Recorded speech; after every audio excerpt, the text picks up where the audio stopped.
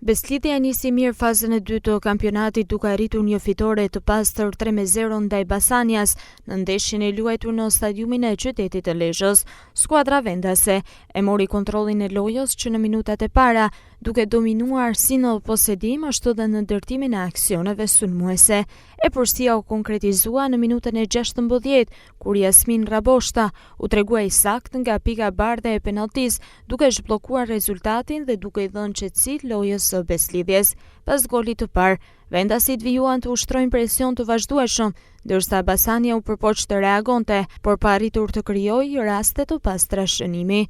Dominimi i Beslidhjes u shpërblye sërish në minutën e 38, kur Gurbanov Bayramali realizoi golin e dytë, duke dyfishuar avantazhin dhe mbyllur pjesën e parë me rezultatin 2-0. Në fraksionin e dytë të lojës, Beslidhja administroi me maturi rezultatin, duke ruajtur ekuilibrin mes mbrojtjes dhe sulmit. Edhe pse Basania tentoi të rikthehej në lojë, prapavia vendasve rezultoi solide dhe e pakalueshme.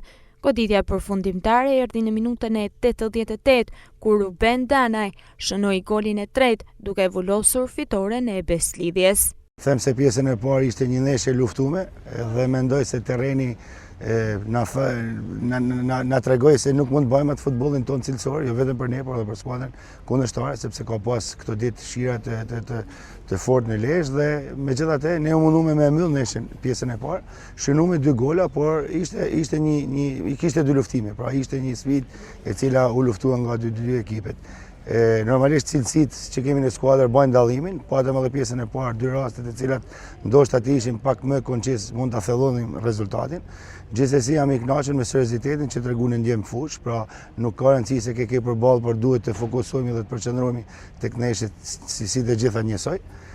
Ndërsa pjesa e dytë ishte një pjesë ku terreni u ranua më tepër dhe pavarësisht dominimit për sa i përket pozicionit të topit, nuk u shënunin disa raste, jo vetëm presidenca, por edhe stafi janë në një përkushtim maksimal, pra kërkojmë nga ato që të jenë profesionista, pavarësisht vendit ku jena.